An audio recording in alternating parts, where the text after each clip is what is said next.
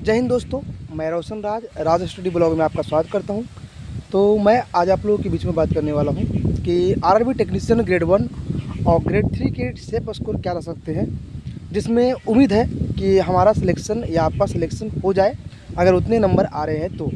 दोनों में मैं बात करने मैं कैटेगरी वाइज भी बात करने वाला हूँ और कि कौन सी कैटेगरी क्या रहने वाला है, और दूसरी बात कि ट्रेड वाइज भी बात करने वाला हूँ कौन सा ट्रेड का कितना रहने वाला है।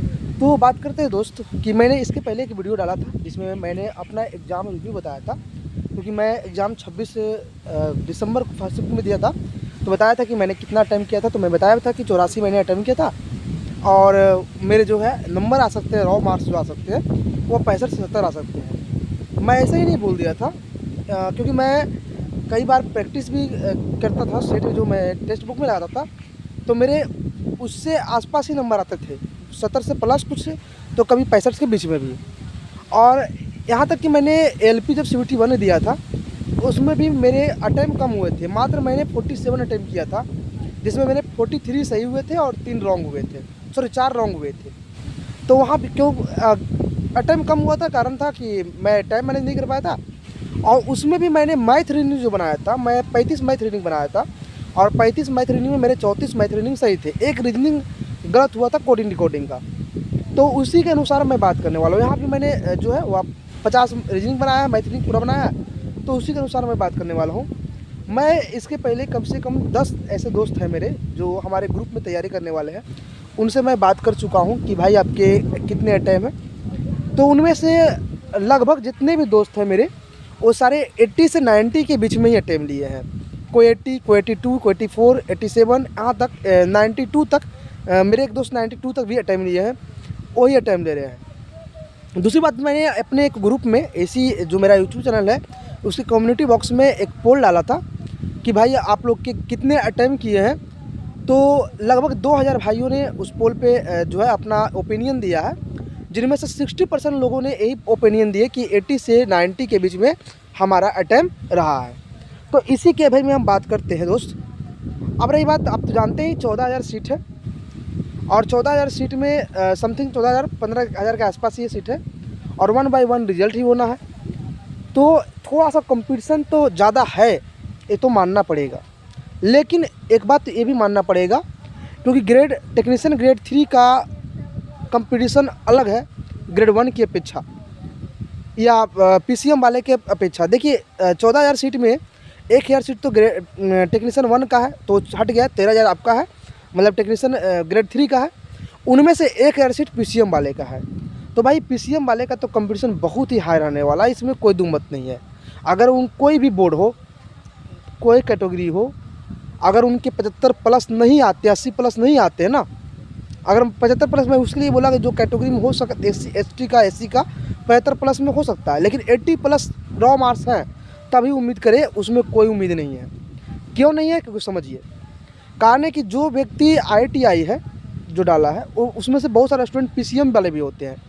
जैसे मैं क्या हूँ, IITI पे डाला हूँ, तो मैं PCM से जो सीट है और PCM पोस्ट के लिए भी एलिजिबल हूँ, क्योंकि मैं फिजिक्स केमिस्ट्री मैथ से इंटर पास हुआ हूँ, तो उसके लिए भी एलिजिबल हूँ।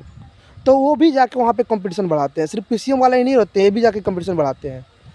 टेक्नीशियन ग्रेड 3 में होने की चांस इसलिए होती है क्योंकि कंपटीशन यहाँ थोड़ा सा कमता है।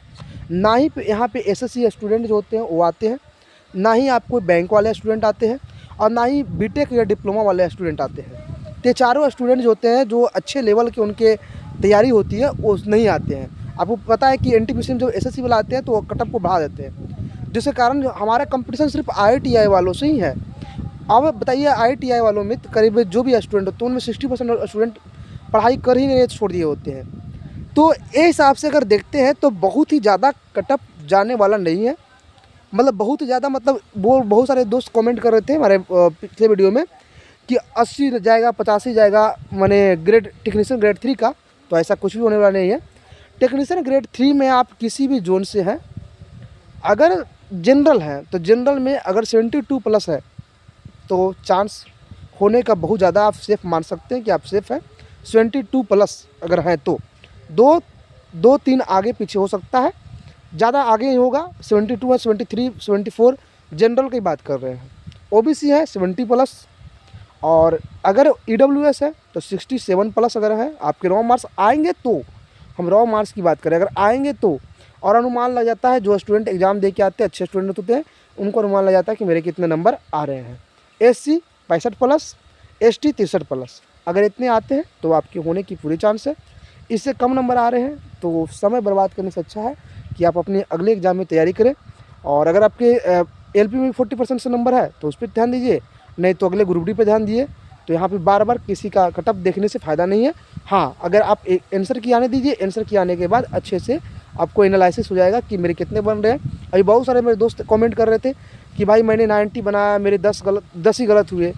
भाई 10 अभी तुम्हें पता चला है, कितना गलत है इसके बारे में भी कुछ नहीं कर सकते। 15 भी गलत हो सकता है, 18 भी गलत हो सकता है, 20 भी गलत हो सकता है। जैसे हम अभी तक मुझे 8 गलत नज़र आया है, कितना गलत होगा ये मुझे नहीं पता, लेकिन हाँ मैं अनुभव से बता सकता हूँ कि मेरे मैथ रीडिंग गलत नहीं होते हैं। साइंस में भी लगभग ठीक ठाक है, तो इतना भी गलत नहीं हो जाएगा कि चल जाएगा बाउंडर गलत होगा, उतना भी नहीं होगा, लेकिन हाँ ठीक ठाक 8, 10, 12 तो और नॉर्मल है, हो ही जाएगा गलत, इतना पता है।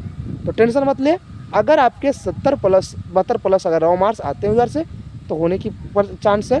और सेफ़ तो सेफ़ कह सकते हैं कि अपने आप को 70 प्लस के बाद ही सेफ़ मानिएगा, उसके कम है तो हो भी सकता है, नहीं भी हो सकता है, तो टेंशन ना ले। अगले वीडियो में मैं आप लोग को ALP CBT 2 के बारे में बताऊंगा कि मैं कैसे तैयारी कर रहा हूँ, उसके बारे में बताऊंगा। मिलते हैं नेक्स्ट वीडियो में, तब तक के लिए जय हिंद।